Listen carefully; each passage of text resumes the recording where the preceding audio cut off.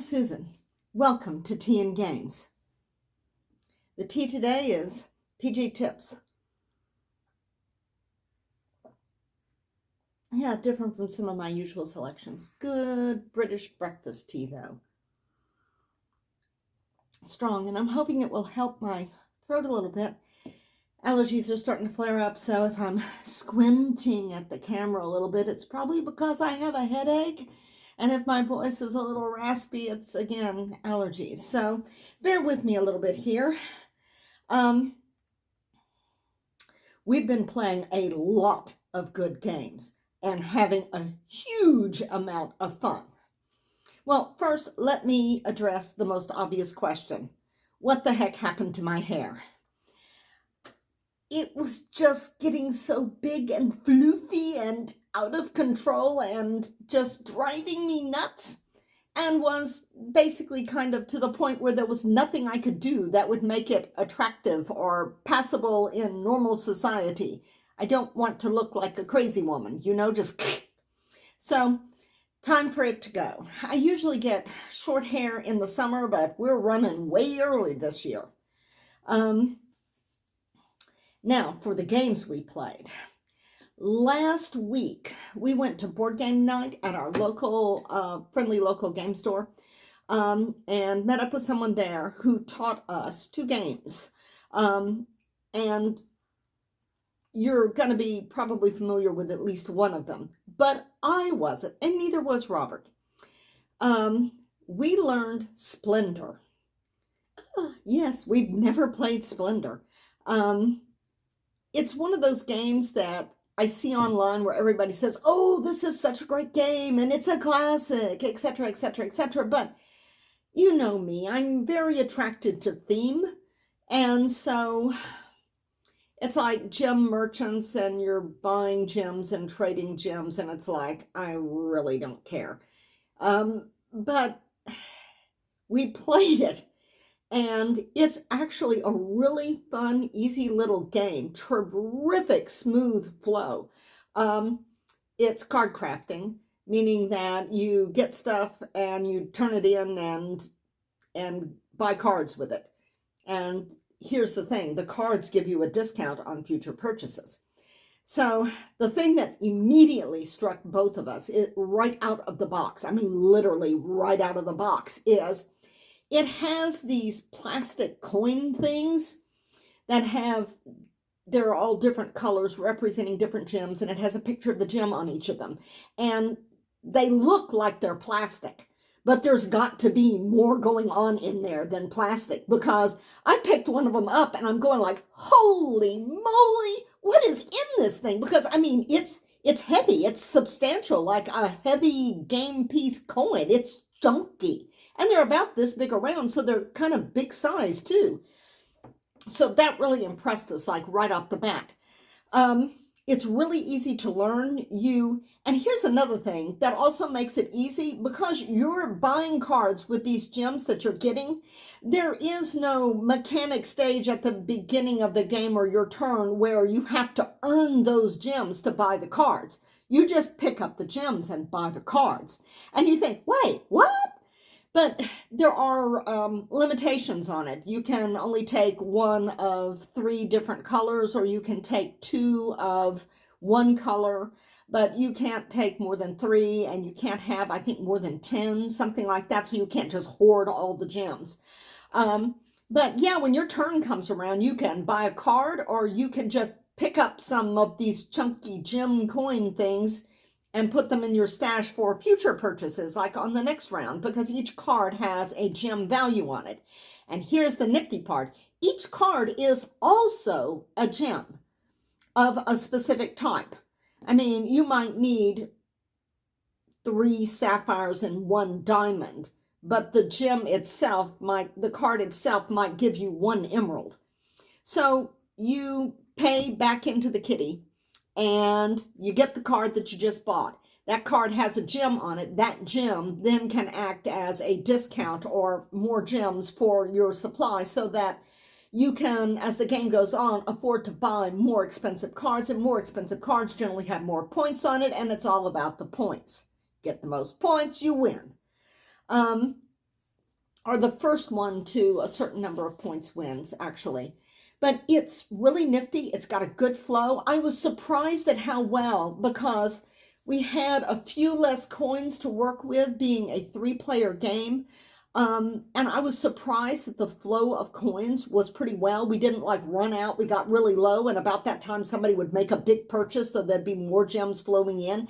And as the game went on, that even became less of an issue because people were using the cards they had already bought as gems to add to the coin gems they had to buy more expensive cards. So it is just really, really nifty. It is very smooth. It is very fast. It is very easy to learn. It just goes click, click, click. And it's very satisfying. We both liked it a lot, and this is one that I think may go into the collection. And it's one of those games that I just never had any interest in. I never looked at it online to see how it played or anything like that. I just kind of thought, yeah, whatever. Merchants trading gems, who cares? But this is a great game. I can see now why basically everybody online says, oh, this game is so good. And here's the thing. Most people online, there is a new version of Splendor called Splendor Duel, which is specifically a two-person version. But most people online say Splendor, the regular base classic game, plays perfectly well with two. Splendor Duel, I think, does something different than just two-player Splendor, but I don't know about that. That if you primarily play at a player count of two, then you would want to, say, compare how regular Splendor plays with how Splendor Duel plays before deciding which one you want to get. But I've heard that Splendor itself, the base game, plays just fine at two. But that is a nifty little game. And after that, we played a card game called Quiddler, which I wasn't familiar with. It sounded vaguely familiar, like I may have heard it somewhere before, but it didn't really ring any bells. This is basically Scrabble as a card game. See? Scrabble. But you start off with, it's got a small footprint. That's one of the things I like about it, is that this is a go-anywhere version of Scrabble. You could basically just grab this deck and play Scrabble anytime, anywhere, with anyone on a moment's notice, because you just need a draw and discard pile and enough room in front of you to lay down words. And that's pretty much the footprint right there. And so you get, I think you start off with 4 cards, drawing 4 cards or having 4 cards dealt to you, from which you need to make a word or 2. And there are bonuses for most words and longest words as the game goes on. That's probably not much of a thing in the first round. And then once somebody gets a word they can play, they play the word. Everybody else gets to draw and discard and try to make something, anything out of their hand. If you don't use cards, then that's points subtracted, and then you score. Then, and this is one of the things that makes it distinct from Scrabble that I like, when you're playing Scrabble there, as the game goes on, the balance of letters in that bag that you're drawing out of changes. Every person that pulls letters out and plays words changes the distribution of letters that are remaining. Not true with Quiddler. You're not going to be stuck with all consonants at the end of the game. I mean, you could be, but it wouldn't be a function of how the game plays. Because at the end of a round, you pick up all the cards, shuffle them, and it is a big deck. I mean, it's a fat deck. Shuffle them, and then you deal them out again, and you deal 1 more card per player than you did in the round before. And you go through that every round, you get 1 more card than you did the round before. And you can try for bonuses like longest word or most words. But the main thing is get your words. So it's really kind of neat like that. And the other thing I liked, the first time I drew one of these cards, I went, ooh, not allowed. That might have given something away. But I kind of mentally went, ooh, because the deck has diphthongs, like TH and CL. So you're not going to be like going like, well, if I had an H, I could make thing, it's like, but you could draw a TH instead of a T and an H. And when you go around for a round, everybody draws and discards until they get something that they're happy with that they can play down. And you can draw from the discard pile. So it is a really fun game, and it does have some advantages over Scrabble in terms of portability. And yes, I know there are very, very many Scrabble-like games online and on apps and stuff like that. But if you're just hanging out with somebody, they're not all going to have that on their phone, you know? I mean, whereas this, you can literally just slap the deck down on the table and go. So we had a lot of fun with it. We did not play it all the way through to the end because I believe the final card count for each player is 10. And we closed the place down. We closed the store down. They had to kick us out, so we only got up to 7 cards apiece. But it was a tremendous amount of fun. There is some math involved with scorekeeping, and I understand that there are Quiddler score sheets that you can get, and I'm thinking we may get this game and maybe also get some score sheets too. But yeah, that was a huge amount of fun. It's basically Scrabble in your hand, but not digital. Not digital Scrabble in your hand. So, I mean, and I have nothing against playing games on apps, as you will see later in the video. So we did that last week on a weeknight. And we do go to the local game store every now and then and play with random people or not so random people. But on Saturdays and Sundays, we're casual weekend board gamers, and we put stuff on the table here at home. This table. We played one game off our unplayed game shelf. Yeah, we did. We actually did. And this game was part of a Kickstarter that I got. My very first Kickstarter was Tiny Epic Dungeons, and Michael Coe's game Dungeon Heroes was reprinted, and you could get it as part of that Kickstarter. And it is a 2-player head-to-head dungeon crawler where one person plays as the dungeon, meaning the monsters and the tiles that you lay down and flip over, and one person plays as 4 different heroes which have different abilities and different levels of health. I wasn't sure if we would like this because it doesn't seem like the kind of thing that we would like, but I kind of thought that I should take a chance on it, and I'm glad I did. We were both surprised that we kind of looked at it. It's like after the game was over, we're kind of going like, oh yeah, this has a lot of potential. This is a nifty little game. And we played it again the next day, switching places. The first time Robert was the dungeon and the monsters and I was the hero. And the second time I was the dungeon and the monsters and he was the heroes. And the games were pretty close. The object is that the heroes need to find 3 treasures, one of which has been revealed. It's at the far end of the board. You should sit across from each other on this because that's the way the board is laid out. And the other person needs to kill all the heroes, which is kind of easy. There are a couple of heroes that are pretty easy to take out, but the warrior is surprisingly tough. But we had a good time with this. So, I mean, if you like dungeon crawlers, head-to-head thing, 1 versus 1 or 1 versus many kind of games, flipping tiles and springing traps, then you should look at this game. This could be something that you would really like because we didn't even know that we were going to like it. We both thought that this was going to be kind of iffy, but sometimes you need to try new things. You need to try games that look interesting, but are just not the sort of thing you ever play.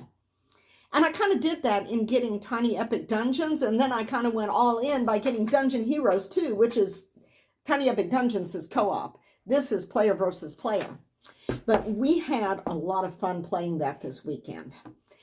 And I had a conversation with a friend of mine about board game companies, particularly small board game companies, going out of business and about supply chain problems and difficulties with getting things and how board game companies do not always reprint stuff or keep things in print. And that's just become more of a thing with the supply chain problem.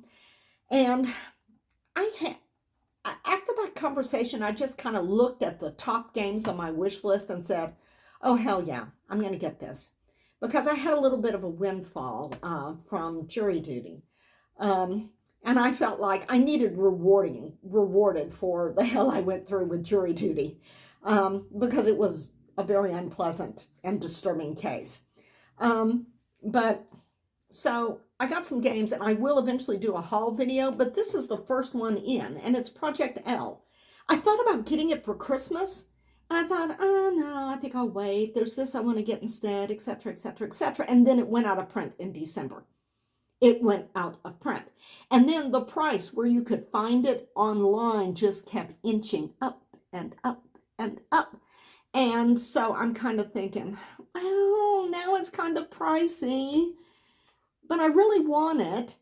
And then the friends going like, you know, Project L is one of those kind of games that may not go back into print.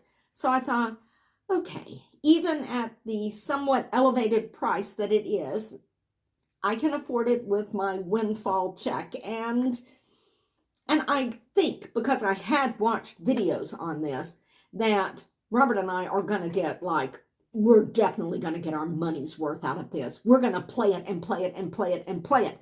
And it's a good thing that this game has really high quality components, because we're going to play it until it all falls apart. It's one of those kind of games. Let me show you what I'm talking about. First, let me show you the component that is not terribly high quality. This is thick. I mean, it's not paper-like. It's kind of player mat weight. And it has the player aid on here, and here is where you put the tiles that you're going to be making. And this is the lightest weight thing in the entire game. And it is, like I said, it's heavy. You see, it's not flopping around here. And it has French on the back. I think French and German on the back, because this is English, French, and German edition. But you have 2 stacks of tiles. These are the stacks of tiles. You are trying to make these shapes. And when you make these shapes, you get those points, and you get those pieces for future building. And also, when you make these shapes, the pieces that you use to make them, you get them back so that they can go on to make other shapes. These are the white back tiles. These are the easier ones. So you're going to want to do these at the beginning of the game to sort of build up your stash. The actions that you can take are, you can get a single piece, which is, oh, yeah, I got the bit bowls out here, and I'll tell you about that in a minute. This is a 1 square piece. You can get one of those. You can upgrade a piece, like go from 2 to 1 of the different 3 shapes. Or you can place a piece or more than 1 piece. Or you can get a new tile from the tiles that are laid out in a row from the deck. Or you can do a master action, and you get 3 actions, but you can do a master action in which you put 1 piece in each one of the tiles that you have that are incompleted across there. And once you complete them, you get the bonus that's up here on the top. You put this in your stack of completed tiles. You take all of the tiles you use to make them back, and then you just go right on making more stuff. Those are the white tiles. But the game length is determined by the black tiles. The black tiles have bigger shapes, and they are also worth more points. So it takes you a little bit longer to get these black tiles filled. But if you play it right, you can get them pretty quickly, a little bit quickly, particularly later in the game. And they are worth, I think, from 3 to 5 points. And the white tiles are worth 0 to 2, I think. Player length, you take out some black tiles depending upon how many players, because when the black deck runs out, that's game end, and then you total up how many points you have. It is really, really simple. Like I said, you get a piece, you pick up pieces that you've gotten from other pieces or things, you put it in there. And these are double layered board. Look how thick they are. They're really thick, and they're nice and indented here. I mean, I can put this in here and turn this up, and it does not fall out. And you can place a piece, since you got two actions here, and you got a single piece, if you didn't trade it in and upgrade it from your very beginning, you can do this. You've completed it now. Then you take these two and you get a green one. So you're just constantly upgrading and completing tiles and gaining points until game end. This is so satisfying. I mean, there's something about the way, and these tiles here, they're chunky. See? They are chunky tiles. They're not super heavy, but they feel good in your hands.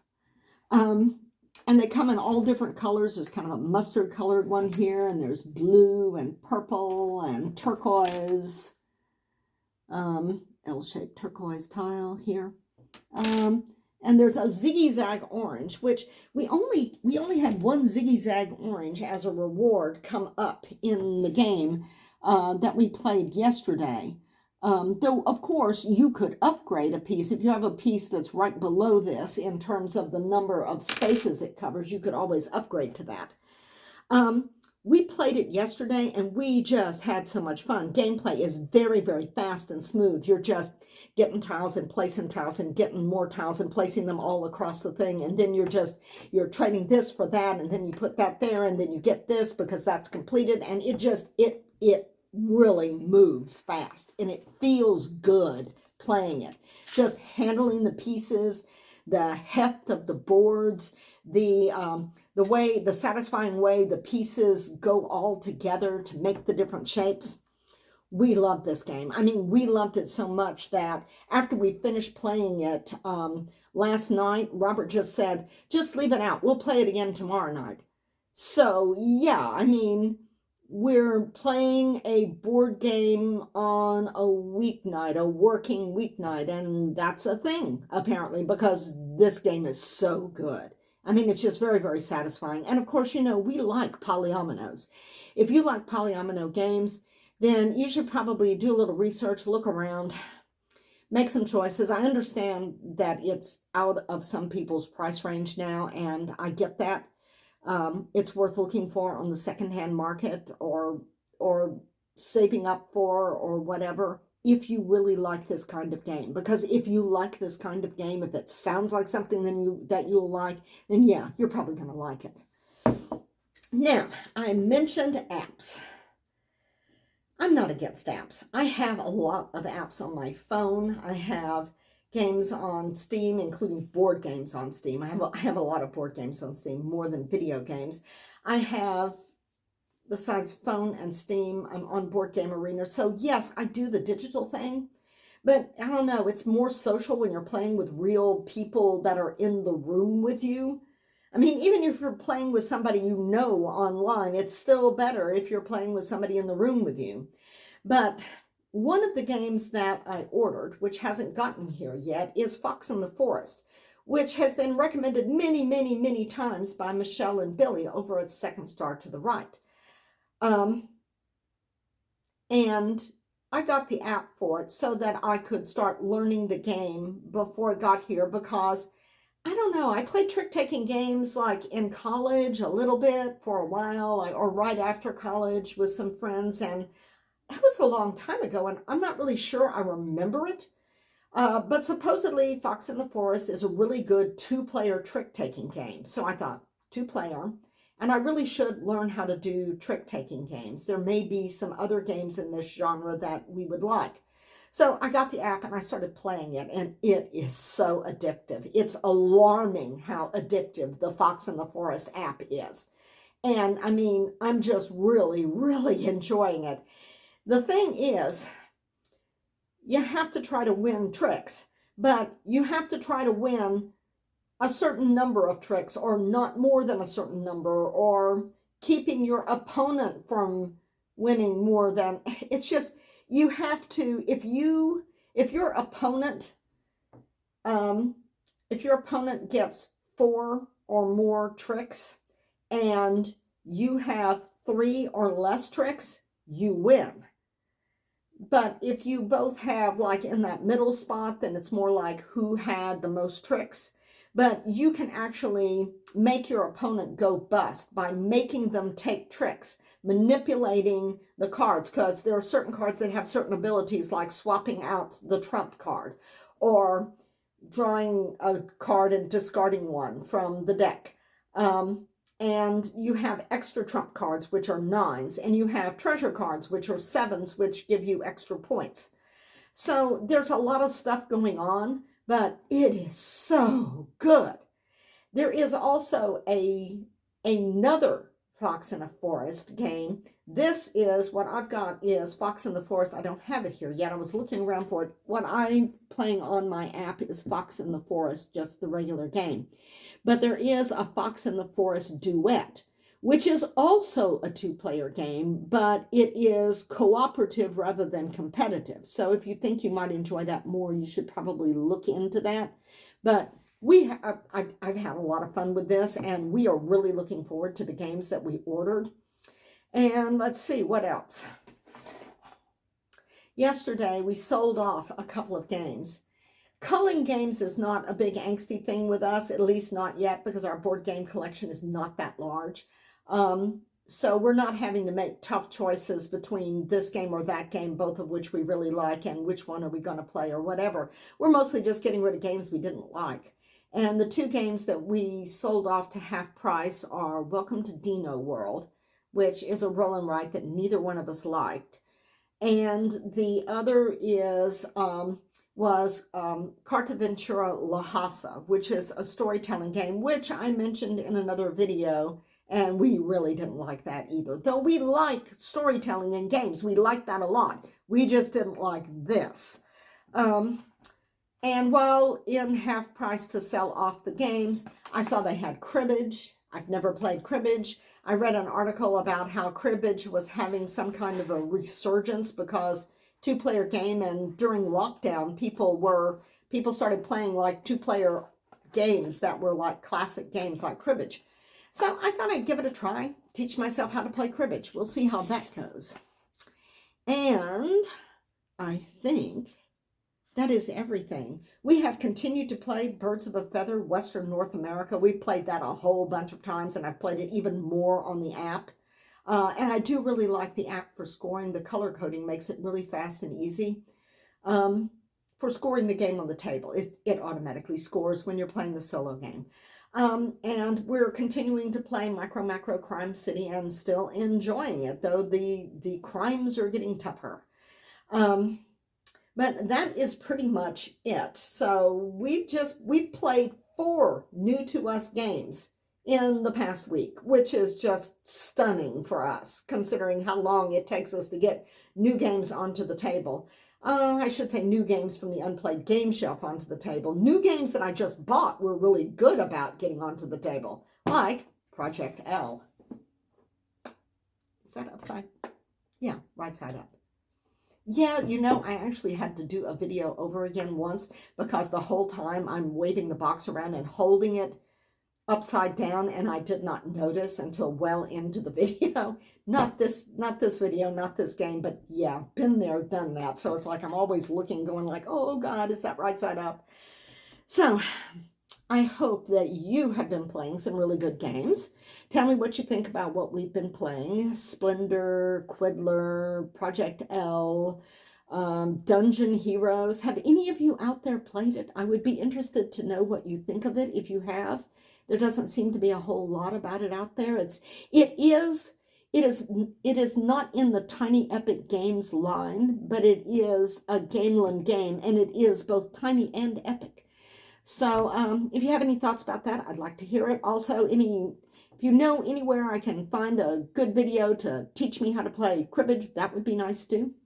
It's been really good talking to you. Welcome to all of the new subscribers, of which I think there's 1 or 2. But anyhow, it's been fun, and I like hanging out with you here and talking about games. I will see you next time around the table. Bye.